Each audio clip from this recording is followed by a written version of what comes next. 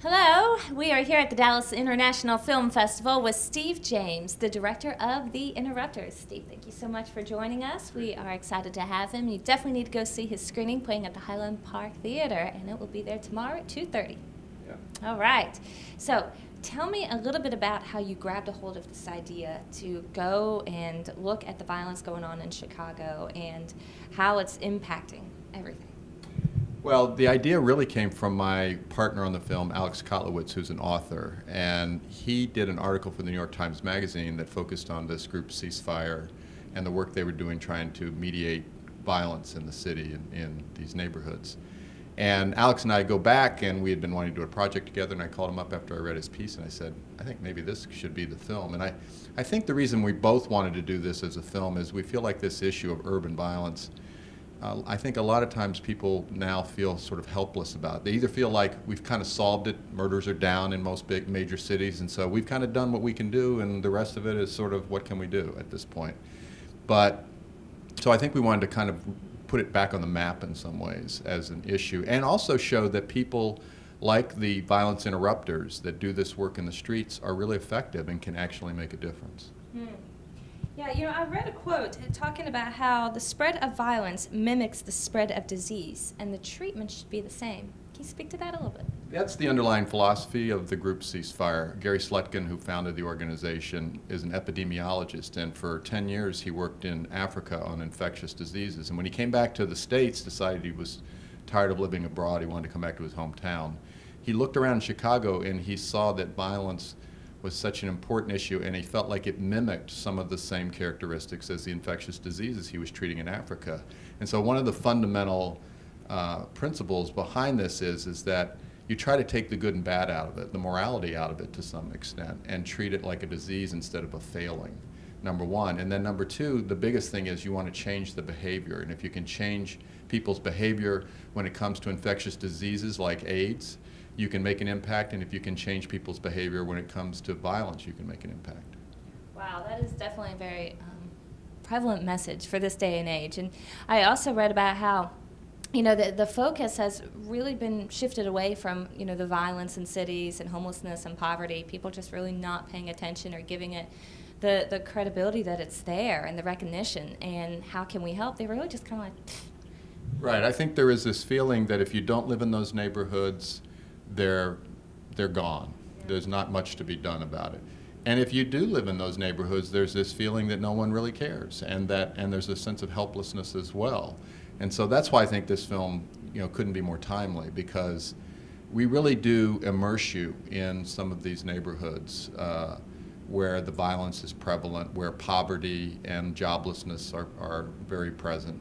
And, you know, the film is really a very vivid experience of that world and all that sort of ails those neighborhoods. At the same time, though, it's like it is an inspirational film. I think that's what surprises people when they come out of it. They say, you know, I went in and expecting to be depressed and disturbed, which you get. Yeah.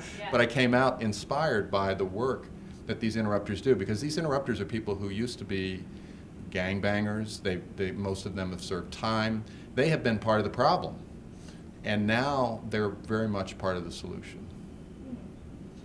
That's an incredible opportunity for them as well, too, you know, to kind of change their life around and help the greater good. That's exactly right. I mean, this work is very redemptive for them.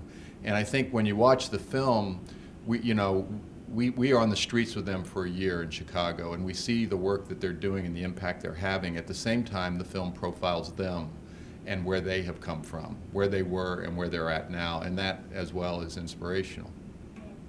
You know, Steve, a lot of your films have a very similar thematic approach, where you have a social kind of discussion that's taken place, or is kind of maybe under wraps, and you bring it to the forefront, and then you kind of create a solution through it.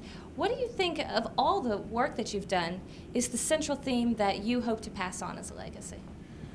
Well, legacy, oh my God. Or, you know, what you hope to impart into the film community and to Sure. the body at large. Well, you know what I find is that I'm really interested in stories. I'm interested in individual stories of people, and I find that the ones that I get most fascinated with are the ones where people's lives have something larger to say about the world we live in, and some some problems that exist in our world, and they're grappling with it in their own way.